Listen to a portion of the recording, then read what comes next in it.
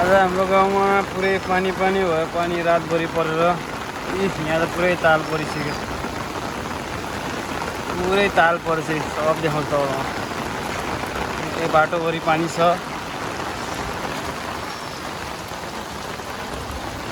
खोला बगिरहेको छ बाटोमा, माथि माथिबाट खोला बगिरहेछ। पुरै पानी छ।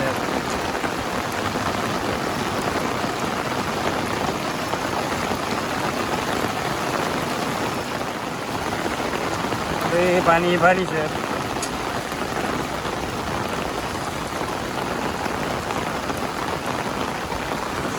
बिचरा बक्तुलाई पनि उड्न सकेको छैन क्या पानी पर्छ। पानी ताल परेछ, ताल।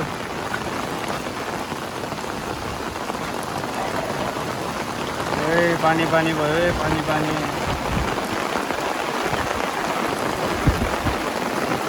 यहाँ त पुरै बगाउँछ क्या हो। डर छ है, डर छ। पुरै पानी चढ्यो।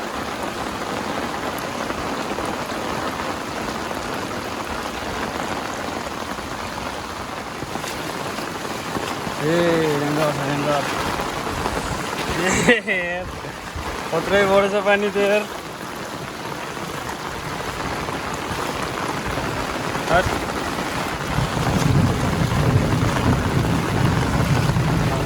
गड्के छ आकाश।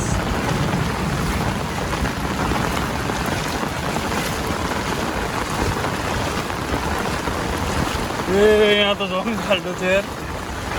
बल्ल पक्का बाटो आयो। पक्का बाटो चाहिँ डुबाउन छैन चाहिँ कता यो दान पुरै डुबाइसक्यो। ताल परेको ताल।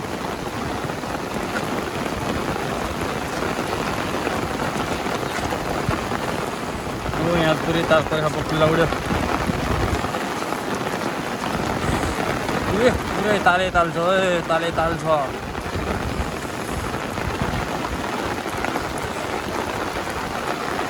यत्रो पानी कहिले बगेर भेट्ने यार यहाँको त। यसको त बाटै देखेको छैन। देखेको यार पुरै बाटो अहिले उहीँसम्म पुरै डुबेछ। अब यस्तै पानी पऱ्यो भने त छिर्छ। यो बाटो पनि डुबाउँछ। यहाँ पनि माथि आइसकेको छ। यता पनि माथि चढिसकेको छ। यो पनि जलमग्न हुन्छ बाटो। घरबाट बाहिर ननिक्लिनु होला। अहिले भइरहेको अवस्था एकदम डेन्जर छ।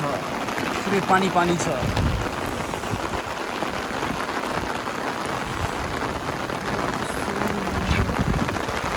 चट्याङ तड्किन्छ अब त्यो गरेर।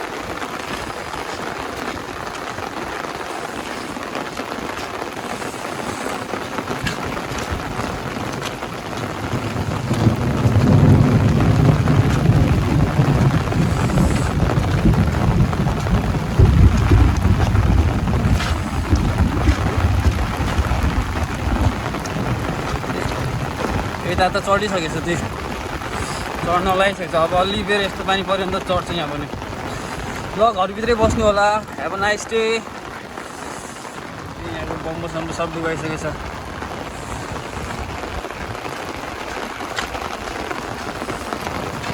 यहाँ पनि खतरा डुबाएर छ।